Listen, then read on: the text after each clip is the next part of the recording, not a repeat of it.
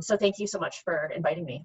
And I think it's been really interesting because your invitation came 3 weeks ago or so, no? And so much has changed.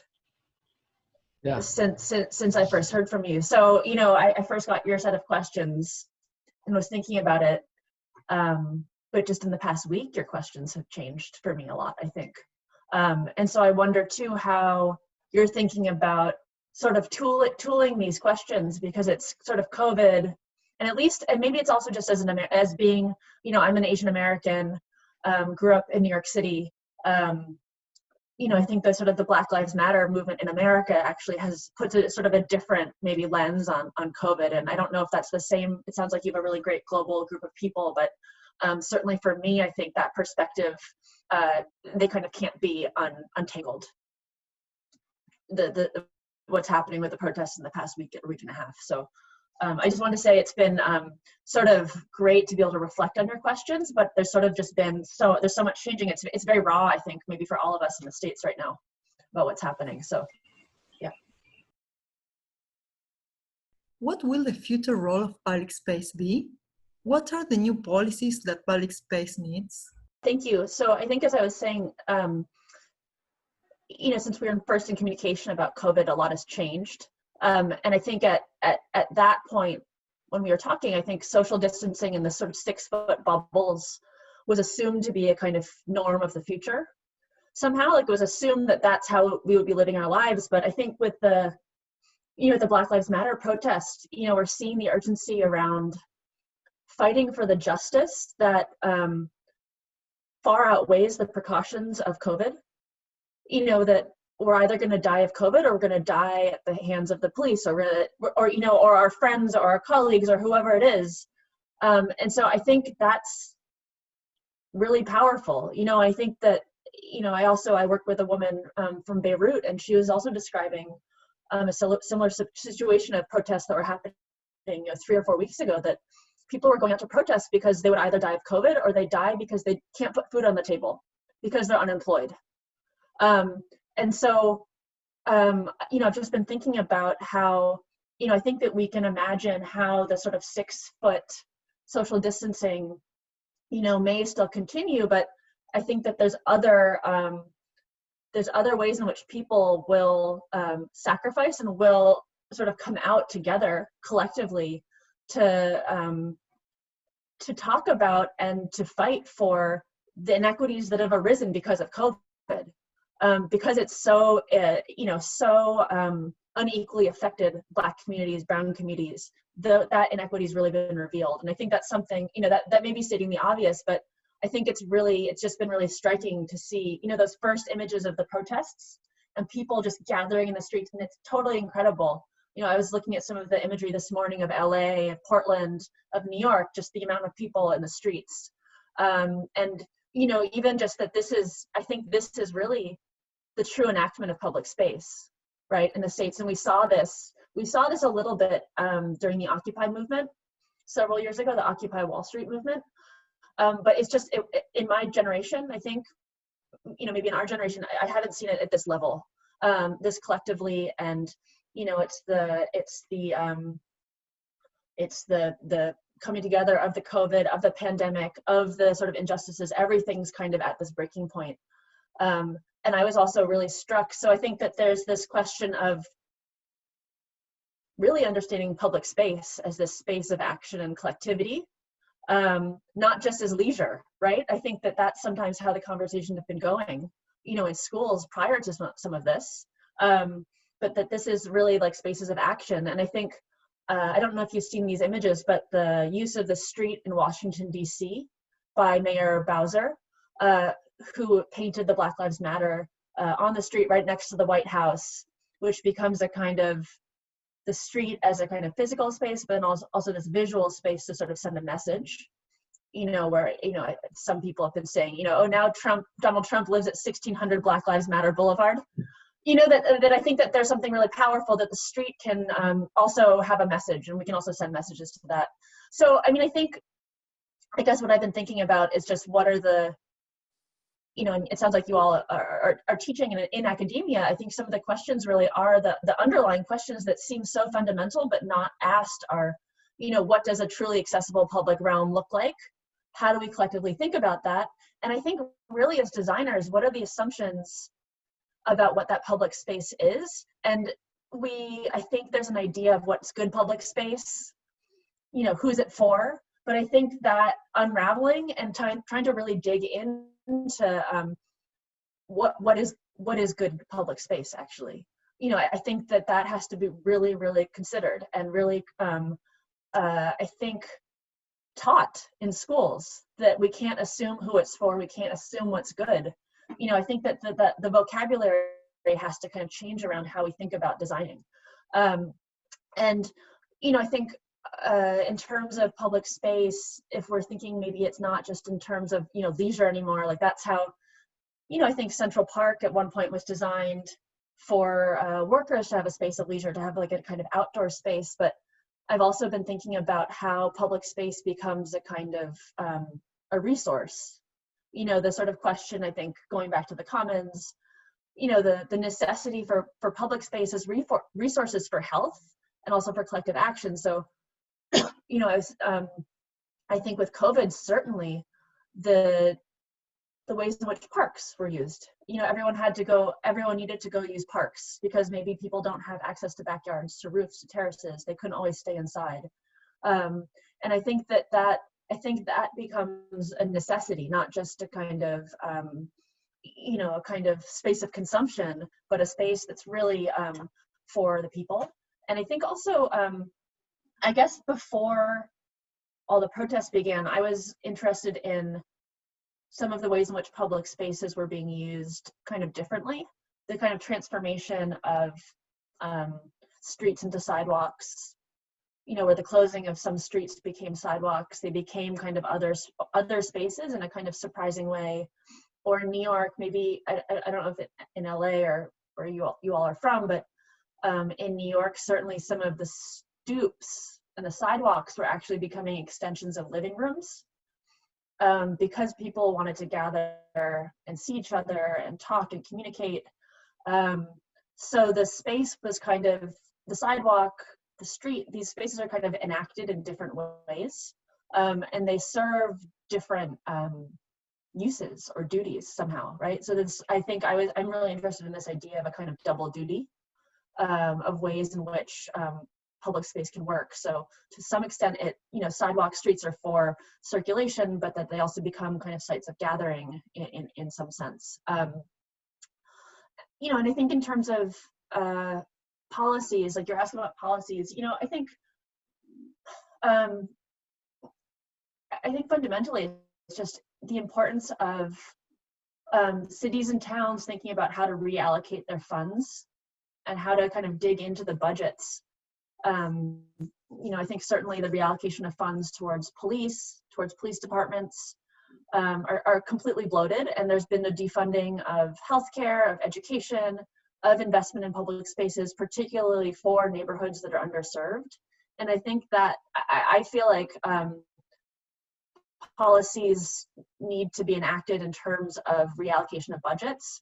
And I think before we even think about policies, I think trying to make voting a priority, to kind of really revisit and shift narratives around how we think about public space as designers.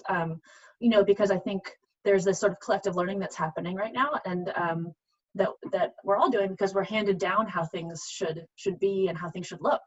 And it feels like there's a sort of really important shift and transformation that has to happen that questions what those foundations are that we're given and what we see.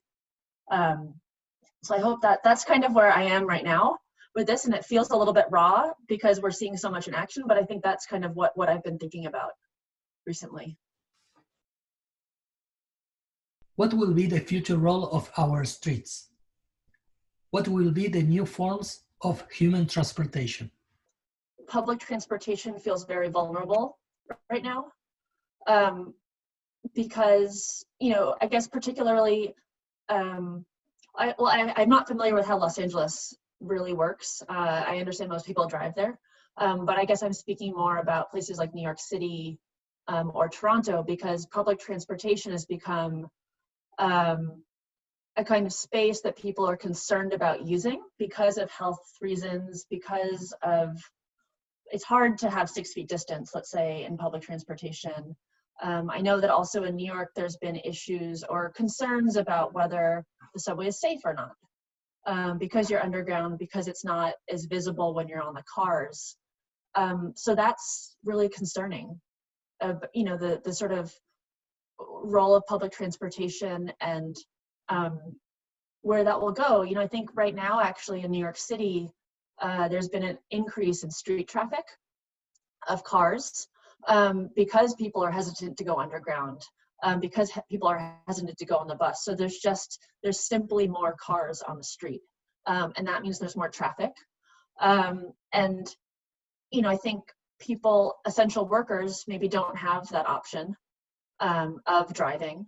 They don't have a choice. And so I think I've just been thinking about how do we retool public transport to somehow make it safe and accessible.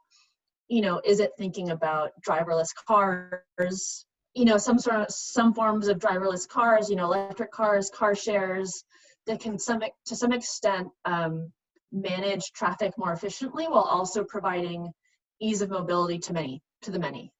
And I guess I'm not necessarily advocating for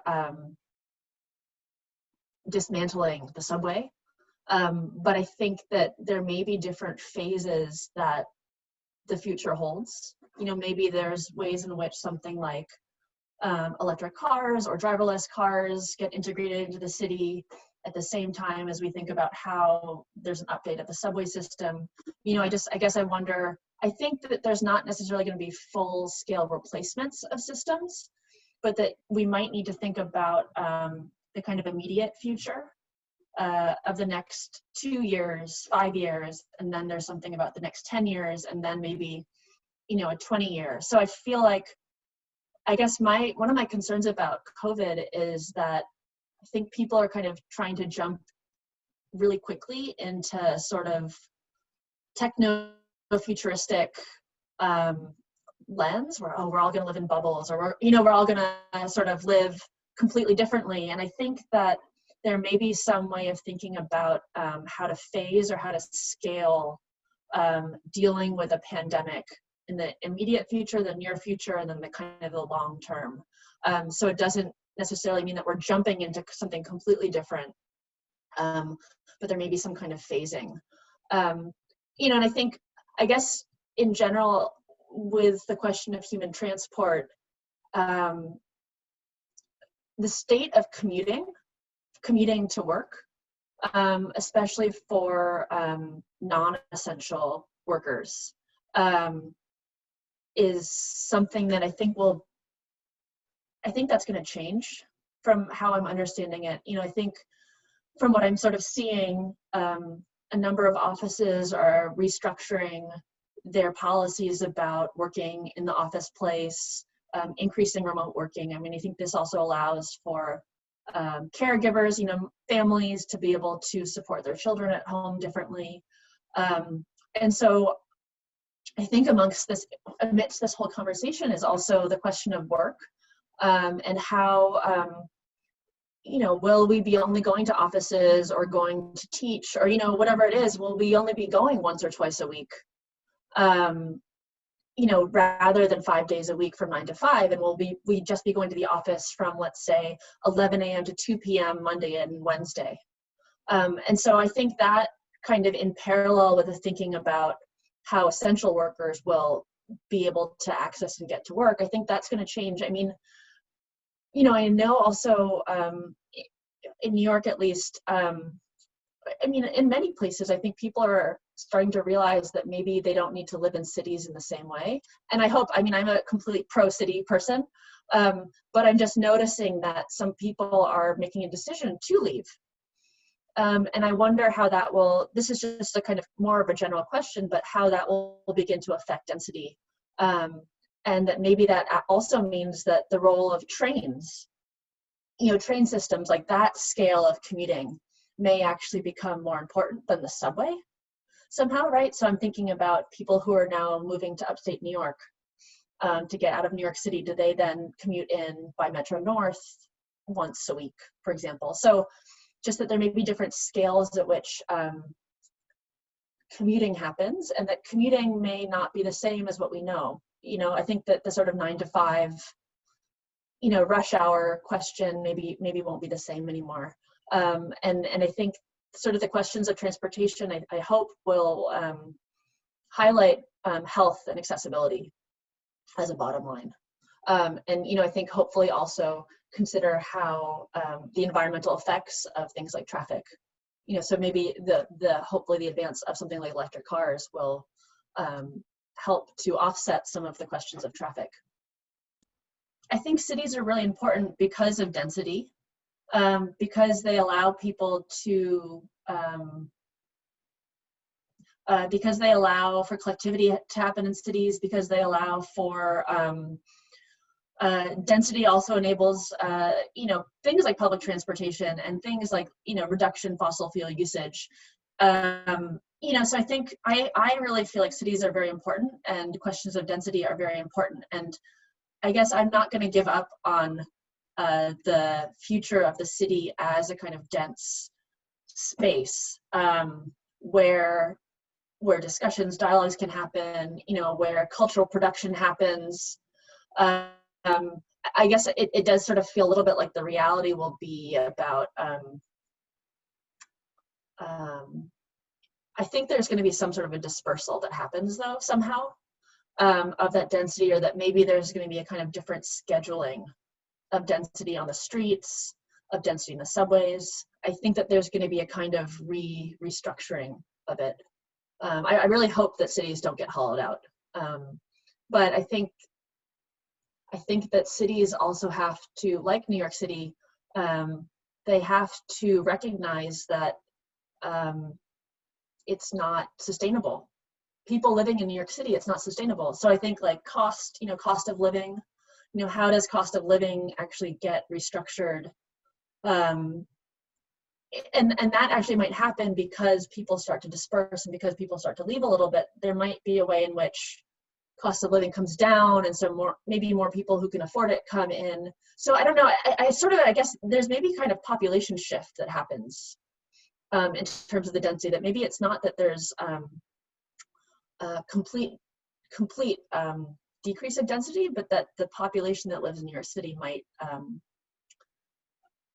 somehow shift. What should be the role of technology and AI in rethinking the possibilities for public space? Can AI be used to control parts of the city according to unexpected events? Yeah, no, I think it's a great question. It's not totally my area of expertise, but I think about it a lot. But like, in my own practice, it's not necessarily a space of my expertise. But I think personally, I'm always very suspicious of technology. And how technology and AI can be mobilized, and I always think about how information can be misused, and so I think I've spent some time in Toronto now, and there have been massive debates here that maybe you followed about Sidewalk Labs and the kind of pilot project of the smart city here, which they made really interesting cases about, because it would make traffic more efficient, it would make, it would be smart, it would be more environmentally effective. But I think that fundamentally it's about, it has to be done carefully, because if that happens, people feel like people, and I think it's true, you don't want to monetize people for their information, particularly for corporations. And so I think with, just seeing the Sidewalk Labs, I think that certainly like giving data to Google did not, no one wants to do that, or whatever it is to Alphabet. So I guess just to say that I think that how technology is rolled out and how AI is rolled out has to be done really carefully, and considered in such a way where it's not about monetization and profit, but it's actually somehow towards the better of the city. And I think that just sort of speaking about the more fundamental questions, I think with AI and technology, I think certainly during the pandemic, just simply trying to spread 5G and wireless networks to make them more widely accessible, I think would be a first step in the role of technology. As a teacher, it's actually been really amazing to see how technology has been mobilized during COVID and the pandemic. I think not just in terms of how voices are coming together and sharing resources, like on Instagram, like we were discussing, but I think also just, how remote learning happens. And I think that was an issue, right, about remote learning that's been happening is there's an uneven distribution of wireless networks and 5G networks. And so some students just don't have access to the internet in the same way. And then that makes learning hard. And that means that they have to travel and find ways, they're waiting outside of like a library or something because they can't go inside because of COVID. So I feel like there's a kind of baseline in terms of technology that has to happen if the pandemic and if we're sort of seeing this continue, is just trying to make wireless networks accessible. And, I think just in terms of other forms of technology, it's not just remote learning. I think also questions of how telehealth support, like platforms for telehealth, can be increased or kind of really invested in, so people don't necessarily have to travel to the hospital unless it's an emergency or unless it's really dire, but how can they really have ways of accessing good information online and remotely. I think also like things like delivery, contactless delivery and online shopping, I think have been something else I've seen that's been kind of incredible to see how people sort of very quickly could transform the ways in which they do their errands or do their groceries in a kind of everyday way, to then use other platforms and use other ways of kind of accessing goods. I guess for me, I think if to go back to your question about how AI might be used or technology, it seems to me like one of the key pieces of this is supply chain. And I think especially the food supply chain. I feel like that was sort of a piece of COVID that was shocking. I think just like actually just shocking about, reading, you read articles about how there's a chicken farm, for example, and the farmer's throwing away, 300,000 eggs a day. And yet there's still food banks that don't have enough food to support their communities. So, I somehow feel like technology and AI could somehow be mobilized to try to think about how something like the food chain could be used more effectively, because it just seems like there's so many blind spots and so many gaps in it right now. And just, how there's so much food waste that happened and yet so many people hungry. And that doesn't make sense to me. We have so many smart people, trying to work on these things. And it just seems like that would be, and I know that there's a lot of issues because it's private companies, but it seems like that would be a space to really, really think about how to start linking up food chains and how to start linking up supply and demand much more effectively. So we wouldn't have issues like food waste. We wouldn't have people going hungry in that way, because I think that's a huge problem. Especially, like, I just don't understand how you can throw away food and then people can't put dinner on their table for their families. So I guess that's my hope for, and I don't have any kind of specific ideas, but I hope that is where some of the AI and technology might be able to best be used. Yeah, on that regard, like maybe the problem is not about the amount, but on the flows, like Totally. there's food enough, but it's not well distributed. So how we can design a decentralization of the asymmetric hierarchy we already have, and how we can make a new flow to be more democratic and equals. Yeah, absolutely. And I think just trying to figure out what are the flows? What are the kind of loops or actually lack of loops? Where are the kinds of gaps in that supply chain and the flows from the producers to the suppliers to the actual people, to the consumers? I feel like that's a really, really key piece of this that's just been completely upended and exposed. do you think technology could be a layer that could help this equity, or it's only the policies and the governments that could help it, or technology could be used as an infrastructure to help this happen in the future, in the near future? I think it's necessary. I don't exactly know how it would get rolled out, but I feel like it's necessary to be able to monitor, just to even understand some of the metrics and some of the data that goes into supply, demand, consumption. And even just to understand a kind of base layer of what we're looking at for, let's say, a month, a year, to then start to feed some of that information in, and how to then redistribute. Soledad, I think that was a really interesting point you made. I think indeed, like, there's a kind of hierarchy of the system, or a kind of centralization of systems, and how do we think about more decentralized local networks that could somehow shift and kind of redistribute or reallocate some of these resources. I have a feeling that we can't do this without technology. I think just the sort of the way in which we might be able to automate and see some of this data seems really key. And I don't know if private companies would. I don't know how much of this is public, but it seems like that would be a way to really be able to understand what we're looking at.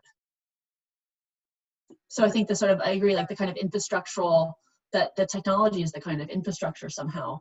So how this new rearrangement of social distancing and the schools closed and the technology apply on learning focuses, how this change or reshape the way you think about your teaching practice? I'm not exactly sure how we begin to work without sort of the physical understanding of models and of space when we're actually in these remote spaces. But I've just been kind of experimenting with some different platforms, mostly of how to think about collaborative learning together, kind of ways to simulate pinups, even just kind of thinking about how to see 3D models and kind of work on 3D models together even. And I think that it's happening at SciArc too, but things like Miro, or even like Morpholio. I guess it's just trying to be creative about how to teach and how to make collaboration. But I guess one thing I found really important is just trying to make a space where everyone can kind of see each other and discuss. Because I think that's one key thing, is that normally in desk crits, in studio, you usually are sort of one-on-one with people. You kind of have one-on-one discussions, but I think right now it feels as though it's a very kind of isolating moment for a lot of people, I think also for students. And so I think what we've been trying to think about is how to, even if it's a desk crit, everyone's kind of invited into the desk crit, so they can kind of sit in and understand, and they can keep working and they can have it kind of up in the background, but that there's a kind of bigger conversation that's happening and that they can kind of hear what other students are doing. Because I think that's really key, is that not making sure students aren't feeling isolated amidst all of this, and that somehow that they can still learn from their peers, because that's the best part about school, is that usually they're not learning from me or the teachers as much, right, as they are learning from each other, fundamentally. And so I guess, also trying to give them ways to have conversations and discussions and kind of gather together seems as important as finding tools to collaborate and tools to kind of think about space. And, I also tell my students, I'm like, go get whatever you have in your apartment and make a model. It doesn't have to be pretty. You can use tape. But, I think even just sort of testing it, and it was amazing, it's just seeing what people would use to make models that are actually like totally effective and do the work. You don't necessarily need a 3D printer to do these things, but if you have tape and you have some cardboard, just trying to sort of see things spatially. I think there's something that's been interesting in just kind of the necessity of things like models, and that we don't need to be fussy about it, right? We don't need to be fussy and like really, it doesn't have to be perfect. But like sometimes you just need to have a dirty study model to understand. So yeah, it's sort of a new space of working. I mean, I work remotely because I work remotely not infrequently because of my office in New York and Toronto. So I'm kind of fairly used to doing some of this, but certainly I think for teaching, when you don't know someone, that's going to be the tricky part, is when you start a semester in the fall and you maybe have never met the person before. And so I think also establishing trust, relationships, you know, trying to establish connection through this platform. But it's cool. But I mean, it's also amazing, right? Because being in so many reviews, I've been on a number of reviews, and you know, we have people from Belgium, people from China, which you would never have otherwise. So that I think was really great, because you have all the conversations on reviews. I think this past semester were totally fascinating, because you could really actually get different perspectives in, because people could just kind of jump on the Zoom. So, you know, I think that there's trying to find silver linings amidst all this too. Yeah, I think what you're doing is so important, because it's going to be a kind of living document. Yeah. You know, it's going to be a kind of living document of this moment, with these different perspectives that are kind of sort of shifting as we go. And I don't know anyone else who's doing this right now, actually. Well, please keep me posted on how everything goes. I'd love to see the interviews and just kind of see how the whole project kind of evolves. Yeah. Sure. Yeah. Thank you.